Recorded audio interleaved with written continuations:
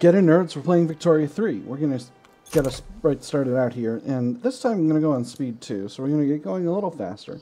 Not much faster, I'm still going to be doing a lot of explaining, but, you know, we're just going to get the game going just a little faster, and you're going to be able to get a better sense of what's going on over here. It does look like our standard of living has gone up, which is surprising given that I hiked up taxes here. I am going to eventually put it back down, but it's going to take some time. Specifically, it's going to take until these states are incorporated, the 3 Danish states. You know, so these are just about at 4 years now, and they'll be, so that'll be some time. And about half of our population actually lives in these states. Denmark has much higher population than Sweden proper here. So we got 556,000 people in Jutland. I didn't look up the pronunciations. I'm sorry, fam. We got 829 here in Schleswig-Holstein. And we got 662,000 here in Zealand, compared with about 500,000 here in Scania, 800,000. Oh, no, I guess, yeah, we got 1.2 million. I guess that Denmark isn't that much more densely populated. I guess I don't know why I thought that. Yeah, mistakes have been made. Not the first I will have made, and will definitely not be the last. So, let me see. I haven't talked about the state of our industry yet, but basically a very little industry this early in the game compared to a lot of countries that are around us. So that's something I'm going to work on rectifying as we get going here. The other major short-term goal, medium-term goal really, is under nation formation here. I want to try to form Scandinavia. Now, because we did some annexing earlier, we actually have the capacity to, we actually have all the states we need in order to form Scandinavia proper. We have Norway here is a personal union, which I'll explain in a little bit. And then we've got direct control of all of these areas, and Norway's got Iceland. The only ones we don't have are Finland, and that's okay. We don't need that. We don't need to have control of that area. So, what that's going to do is give us direct control of Norway. See, what we currently have is what's called a personal union. Hey, we got a successful roll with this law. I'm going to explain personal unions in a second. We got a successful tick of this law, which means it's progressed to consideration. It needs 2 more successes to be completed. So that's very good. That's a good result early on. So, Norway is in a personal union with Sweden. A personal union is a kind of funny animal, but basically what it means is that Norway's king is the same king as the king of Sweden. This guy, Oscar Bernadotte. What it means functionally is that Norway has its own state apparatus, and it still gets orders from the king in Sweden, but he doesn't have direct control over the country in the same type of way. What it means for us is that Norway is permanently in our customs union. Our relations are good. And overall, they will stand by us if something bad happens to us, if someone attacks us or anything like that. And if someone attacks them, we'll have to fight that person as well. This is overall a pretty good state of affairs for us, I would say. When we form Scandinavia, Norway is going to be annexed into Scandinavia, and that's going to be very good. So yeah, so that's the basics of the Norway situation, and that's going to be a long-term goal. That's going to make our population even higher. Norway has a population of 1.3 million, so that's going to increase. If it happened today, it would increase our population just past 6 million. That still wouldn't be nearly as much of continental Europe or Great Britain, but it would be pretty high. Like Great Britain, well, Great Britain's population is kind of funny because that's not really the population of the British Isles. That's the population of Great Britain and all of its overseas territories, you know, in Africa and various other places. But we're still going to get close to that. Prussia is a better example here. Prussia has a population of 13 million and a much smaller geographical area than us. Can we see their arable land anywhere here? Looks like no. That's okay. Maybe it's here under... maybe here under population? Okay, well, that's fine. It is what it is. So I want to talk a little bit about markets. See, one of the things that's going on with our market is our market includes a bunch of different states, including Norway. All of Norway's states of Eastern Norway, Western Norway, Northern Norway, and Iceland are all part of our market. And what that means is that all of our goods that appear in this market are from all of those different states. So all of this entire area is part of our market. And all of our goods flow into and from that market. And that's what it means to be in a customs union. And once we become Scandinavia, it'll be possible for us to join someone else's customs union, but I'm probably not going to. I'm probably going to maintain my very own customs union, because that's good for the country. It's very good. Gosh, I'm just itching to get these first 5 years done so that I can properly manage my economy, because right now we're hardly building almost anything, because it's just taking us so long. So, we have an inefficient agriculture issue in Götaland.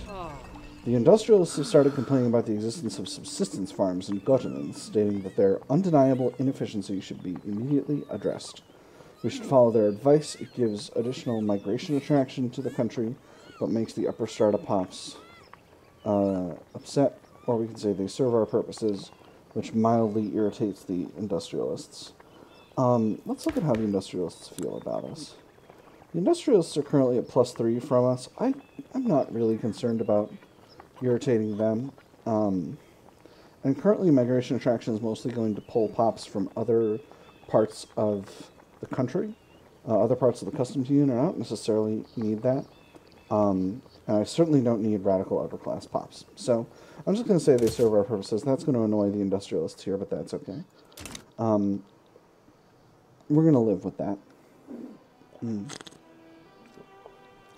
then after that, we'll be... So once we form Scandinavia, we'll be responsible for the development of all of Scandinavia, and that'll be fun. That'll be a good time. Just going to increase the game speed up to 3 here. And so this is the speed that is sort of your normal, relaxed speed for playing Victoria at. We're just gonna kind of relax here.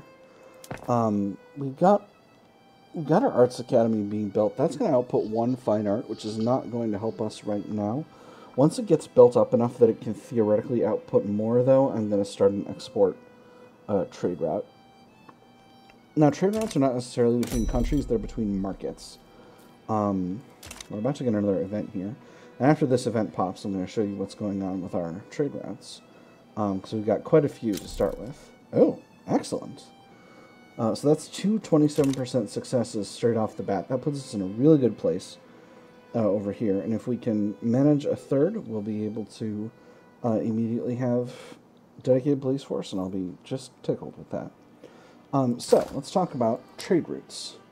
Trade routes go to various countries, various different markets, and they allow you to trade goods with them. Currently, we have an import route for luxury clothes from Great Britain that is not very profitable. So, actually, I'm just going to go ahead and cut this trade route here. This is these are the productivity of trade routes, and oh my, we have another event here. And they're how you determine what trade routes are good and what ones are not. I'm eventually going to want additional trade routes. I'm just going to drop this back to 2 for now. But before we do that, I'm going to declare some interests. I already have interests in North Germany. I'm going to put 1 here in the Rhine region, 1 here in Italy, and 1, I think, here in South Germany. And that'll give us good visibility to everything that's going on in Europe, in Central Europe. Raising concerns. The landowners have expressed their concerns about government decisions clearly favoring the interests of the industrialists. Choosing is always hard, not because the decision is difficult to make, but because the consequences can be a bit inconvenient. Rumors are spreading like smoke from a factory, staining the clean air of Sweden with a dense and vicious poison. We can say this needs to be addressed. That gives the landowners additional approval, which is, again, their approval of the government. Or we can say they need to accept that we can't always please everyone. That'll irritate them, but also reduce their political strength. And I think we're going to do this one. Because, number one, I don't want to anger the industrialists. But number two, I'm pretty sure their political strength just went up. But that's not great. But it is what it is. No, maybe I'm wrong. Maybe it went down. Anyway, because basically anything I can do to reduce the power of the landowners, I'm going to try to do. All the stuff they like is bad. They like having a dysfunctional army. They like having a dysfunctional police force. They like having a dysfunctional bureaucracy. It's not great for the country for them to have a lot of power. And they currently have a lot of power, and that's not great. We're eventually going to work on, once they've kind of relaxed after the switch over from dedicated police force, we're going to do some stuff that will upset them further, probably involving the vote. I might go directly from oligarchy to maybe wealth voting. The landowners don't oppose that badly. And then once we're at wealth voting, and the changes from that have calmed down a little bit from that, because the intelligentsia and the industrialists are okay with it, and the intelligentsia like it a lot better than oligarchy. And that'll allow us to liberalize a little more. And then once we've got that, maybe we'll go to a more open form of voting. Let's go back to 3. As you can see, 2 and 3 are significantly faster. We're almost... We only did 1 year in our last session, but we're almost halfway to there already. Almost 2/3 of the way there already. We've also almost gotten the atmospheric engine built. We are working on these tooling workshops, so I'm going to look at my market now. So the atmospheric engine is going to take tools, and right now tools are very, very expensive. So I'm probably not going to increase tool usage in those mines from the atmospheric engine until I've got a higher... until I've gotten this piece of tooling industry done. But also, actually, now that I'm thinking about it, I don't have any coal mines, so we need some coal mines. Scania can have a coal mine. Centralize break ring, so that's a good event. Pop us back to 2 here. I'm just going to set the atmospheric engine in the works for the coal mines, because that'll allow these to produce 40 units of coal, and that's going to be necessary in order to get other mines using the atmospheric engine. So I'm going to put that up above the iron mines for now. So, the centrist break ranks. To outside observers, the armed forces may appear firmly committed to the idea of dedicated police force, but behind this facade of unity... Oh no, this isn't a good event. This is a bad event. Sorry. But behind this facade of unity, discord has long festered. Now a clique of deserters have finally had enough and have officially broken with their fellow members over the issue of reform. Splitters, may the devil take them. Reduces enactment success chance. I definitely don't want that. And makes the armed forces weaker, which I give or take. Political. Loosen our purse strings. Perhaps we can lure some of them back. This creates... this reduces the success chance by a smaller amount, but it costs some money. And it reduces the armed forces by a little bit. On the other hand, we can offer them custodianship over a new draft. This increases the amount of time it'll take to enact, and it will still reduce the power, but it will increase the enactment success chance at the cost of gaining 1 setback. I'm actually going to do that. At 27%, success chance is pretty low, and the higher you can get it, the better. We've already succeeded twice at introduction and consideration, so I'm not too concerned that we're going to get overwhelmed with setbacks. Basically, if you get 3 setbacks, you have a proper failure, but for now, I actually think a 5% increase is worth it, because right now we're at 32%, and we have basically a 26% chance of an advance, and a 30% chance of a stall. So I think those odds are pretty good.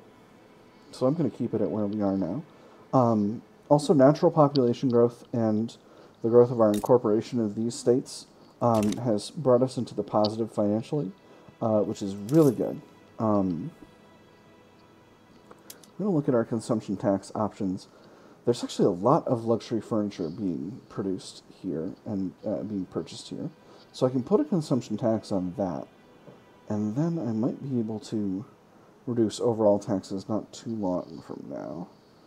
I think I'm going to do that, because I got enough authority.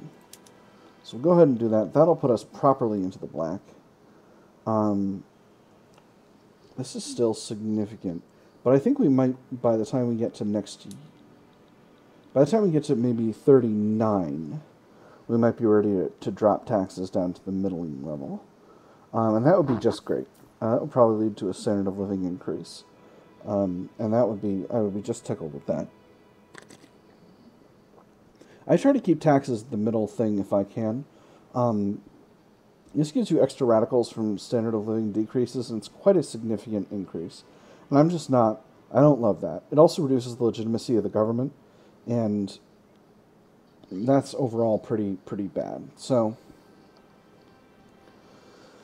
you know, we're doing what we need to do, but I sure would love to get back to having middling taxes so that we can get our legitimacy just a little bit higher.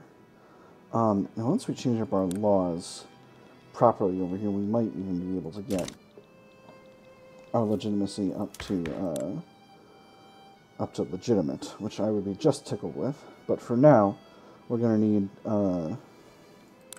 a more open form of voting before that happens. I can look at the political strength. I can't look at the population. There is a population here for each of these. So, one of the things about the groups we have in government right now is their overall population is pretty low, and this is an oligarchy, so that's kind of allowed to happen, right? You have about 7.6 thousand people in the industrialists, about 73,000 in the armed forces, and about 36,000 in the intelligentsia. So that's only really 100,000 people of the almost 5 million in the country. The landowners is 13,000, the church is 88,000, and the petite bourgeoisie, the petite bourgeoisie are only 30,000. I mean, the rural folk, 206,000. So if this were completely a universal suffrage system, then there would be so much political power for the rural folk, it wouldn't even be funny. Oh gosh, we're having a bureaucratic imbroglio. That's not great. Back to speed here. Lawmakers working towards the enactment of dedicated police force have found themselves mired in a particularly complex set of bureaucratic proceedings, grinding the work towards reform to a near halt. The fully developed bureaucratic apparatus compares with other organizations exactly as does the machine with the non-mechanical modes of production. You can say, damn this labyrinthine legal system, that gives us a big increase in enactment time and a small reduction in enactment chance. I want to avoid that at all costs. Or we can cut through at least some of the red tape. This only increases our enactment time. It will radicalize some of our bureaucrats in Svedland, which isn't great, but I think we can live with that.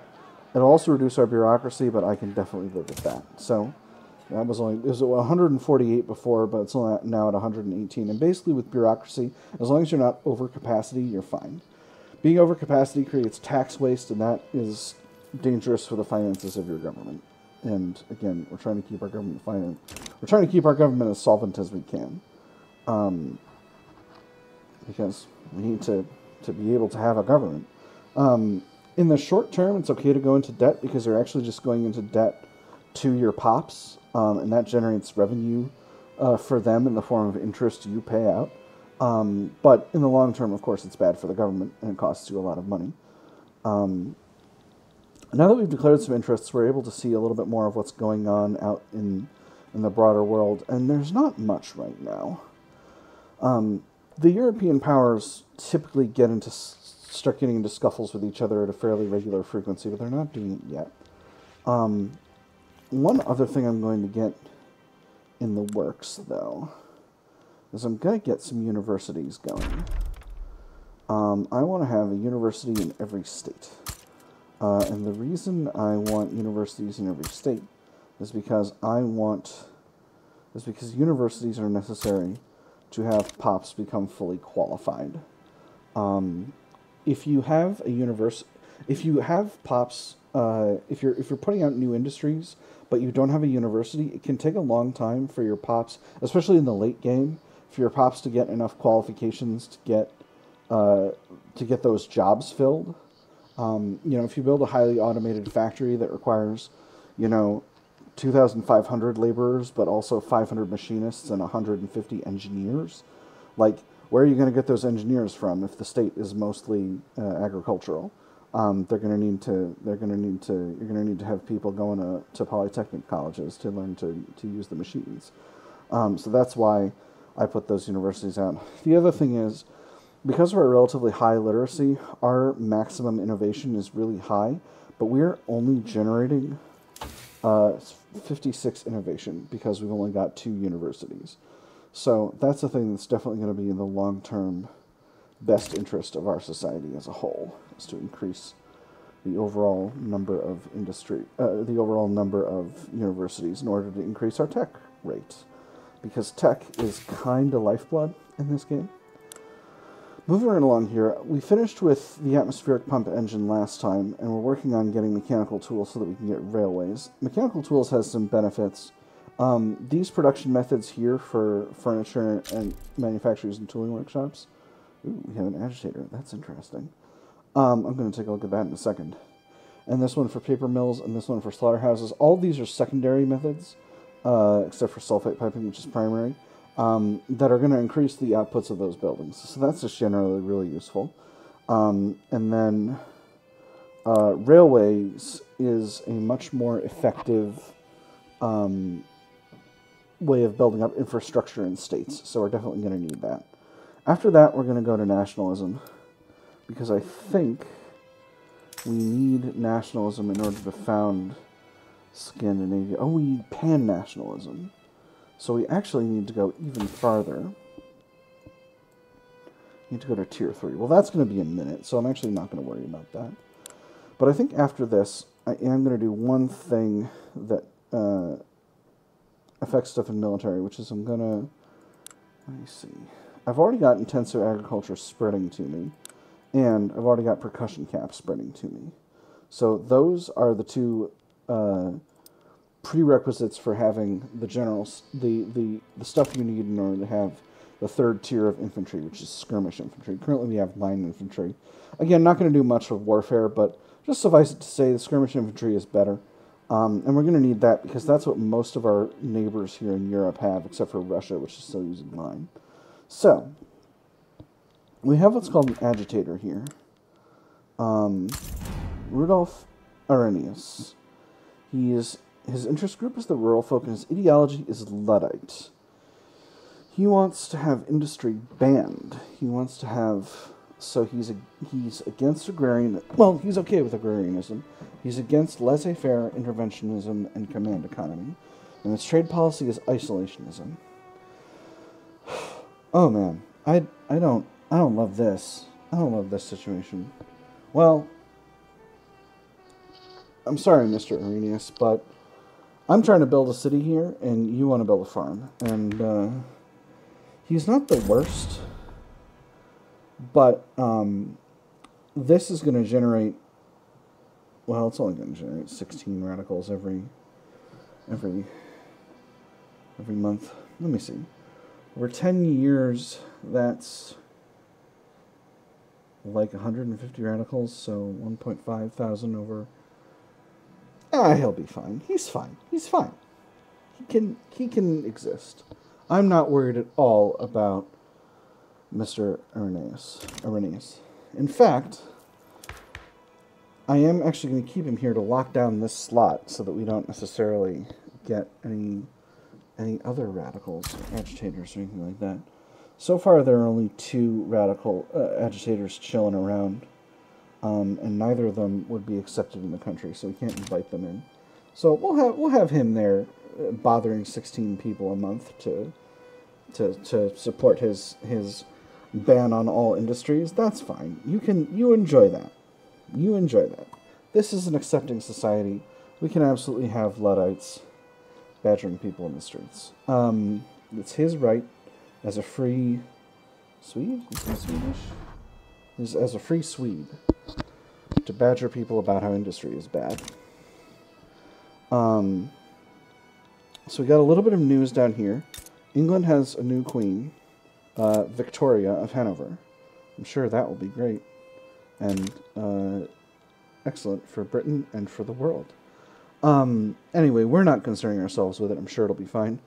Incidentally, it looks like Britain is trying to open an isolated market over here in Ethiopia, but again, we're not worried about that. Let's see what's going on here with media endorsements. The Voice of Sundsvall, a popular newspaper read by the landowning class across Sweden, has published an article by Rudolf Arrhenius advocating for the inaction of dedicated police force. See, I was right to keep him around. Putting out a newspaper without promotion is like winking at a girl in the dark. Well-intentioned but ineffective. Goodness, that's an interesting take. We got a lot of takes around here. So our options are, who are we to counteract the voice of the people? We get reduce enactment time and increase enactment chance. That's very tempting. Offer our thanks to the publisher. We get smaller bonuses, but it makes the landowners happy and makes people more likely to support the landowners. I think Schaumburg-Lippe is improving relations. That's interesting. That's them trying to be closer with us.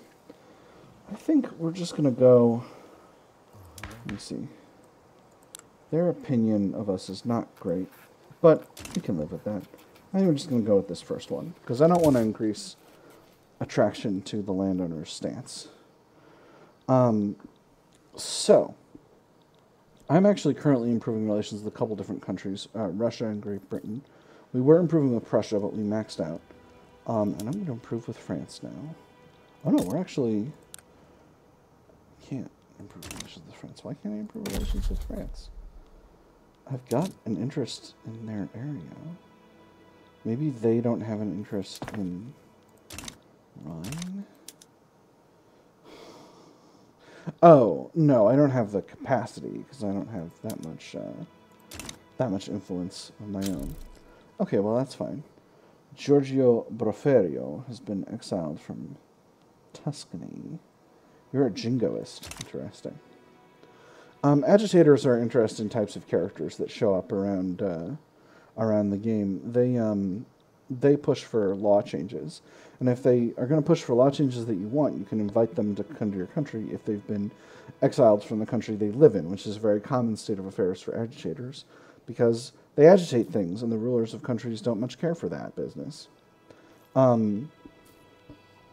As you can see, our increasing incorporation of the Danish states has led to improved revenues, and that's why we're so much in the black now. And I think it's time. Let me see. Our gold reserves are 250,000. Yeah, I'm still going to wait until 39 to get that done. I'm going back up to speed 3 here. As you can see, we're in the middle of 38. I'm a very thirsty cat here. And you went back down, not sure why that happened. Well, good thing I didn't make the change that I said I was going to make a second ago. It is what it is. Unfortunately, it appears that our landowners have become unhappy. But that's okay. These things happen.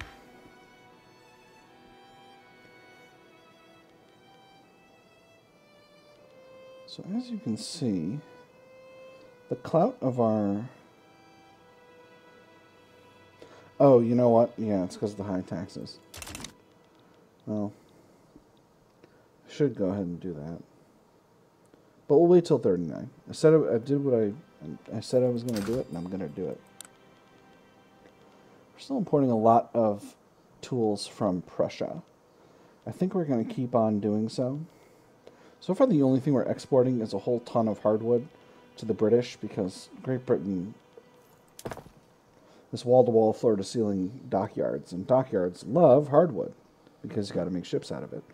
So, I'm comfortable with that. I wish there was something that our market was full of. Actually, we've got a lot of liquor and a lot of fish that we could sell abroad. Yeah, I'm going to try to export some fish. Who wants fish? Dang, not a lot of people. The Prussians would like a little bit of fish, but only a little. What about liquor? Ooh. Tuscany will buy some liquor. Yeah, let's do it. So that... Back to the deals. Gosh, we really powered through, and now it's getting difficult. Once on the fence with the issue, the Church of Sweden's views on dedicated police force changed overnight. Carl Frederick af Wingard names Rudolf Arrhenius as the architect of the hidden deal.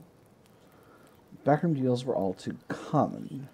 Funding for this project, contracts to friends of friends, a special advisory committee on that endeavor, it's all the same, really. Grease the wheels of Imperium so that it runs a bit smoother. Sometimes, however, one gets the idea to profit from the greased wheels, and then the public catches on. After that, nobody gets what they want. So, we could send word to the presses, tear the corruption out, stem and root. That would reduce enactment success chance, which I really don't want to do, but it would make the industrialists more powerful. Stay focused on the law. We have a chance of reducing enactment chance.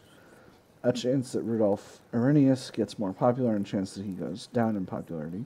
Or corruption is a tool like any other. This would cost us authority and gain a setback. I'm going to stay focused on the law. I'm going to risk this chance, and it did not happen. So I'm okay with that. Whatever's going on with Arrhenius, he appears to have gotten more popular, and that's just fine. We can live with that. We very much can live with that.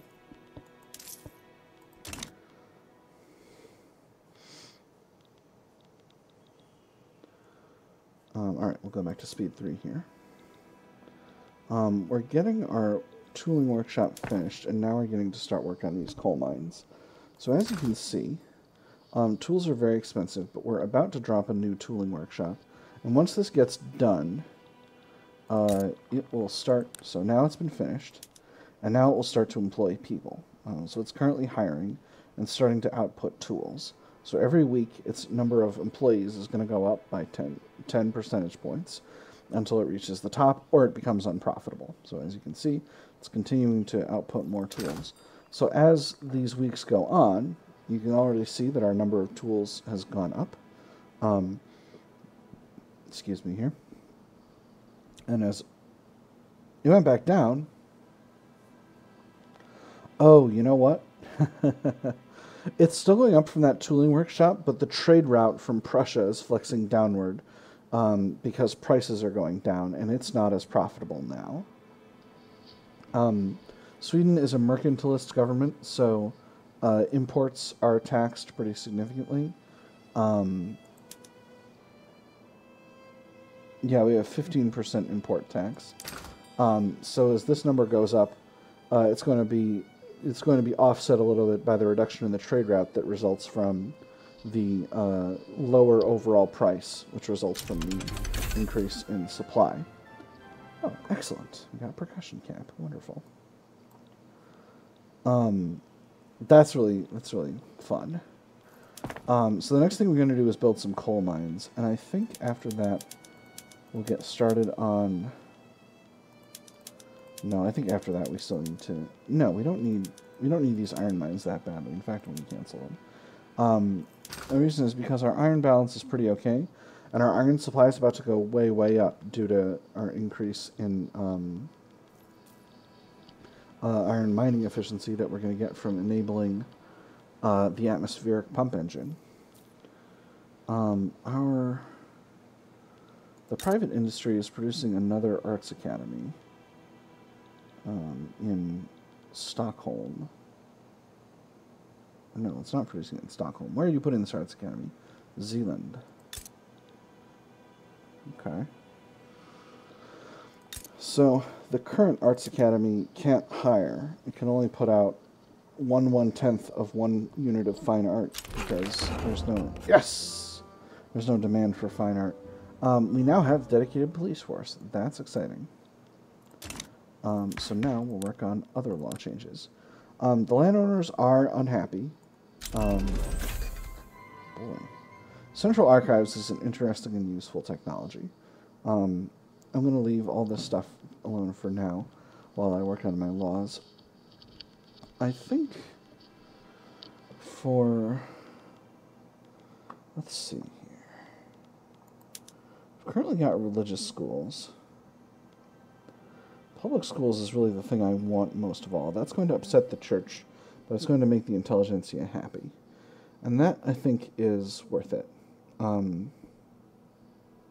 It's not going to put the church below 9, but it is needed. Theoretically, I could get more support because the industrialists would be happy if I went to private schools, but I want to keep the same flat education access increase. So religious schools give a flat education access increase for each level of institutional investment. So in my case, I've got 3 levels, so it gives 10% per level to everyone in the country.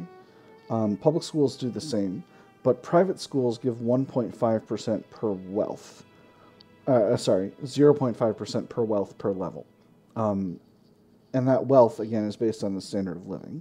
So, like, my lower stratum has a wealth of 10. So, compared to 10% per level for religious or public schools, 0.5% per wealth per level would only be half as much as that, because their wealth is 10. So private schools, while it would make my intelligentsia stronger, it's not good in the long run, because I need education access for my lower stratum is critical to keeping literacy high. So with that in mind, we're going to go for public schools next. That's going to make the Church of Sweden angry, but it is what it is. So, moving right along, we have gotten to December, and we have a pretty substantial reserve of money. So now it's time to reduce the taxes back. That's going to put us at a slight shortfall, but that's okay. We can tolerate a shortfall of 1.85. Remember, we're still incorporating the Danish states. Actually, if we look at this, we can see how much revenue they're costing versus how much they're bringing in. These numbers don't seem super duper right, but it is what it is. So we can see kind of how those numbers, and so those will be increasing over time, and we can tolerate a deficit of 1,500 because our reserve is 378,000, just above 30%. Just above a third of a million. With that having been said, it's getting to the end of 1838, and I think I'm going to put a pin in it pretty shortly. I still haven't figured out who to improve relations with. Let's improve relations with the Belgians. Always nice to have friends in Belgium. The Netherlands, unfortunately, has decided that we're going to be rivals, but I'm not about that life, so they can just be mad. They can stay mad, and I'm not going to worry about it. But it is January 3rd of 1839. I hope you're enjoying our very chill city building run of Victoria 3. I've had fun. I hope you've had fun. I'll see y'all on the other side.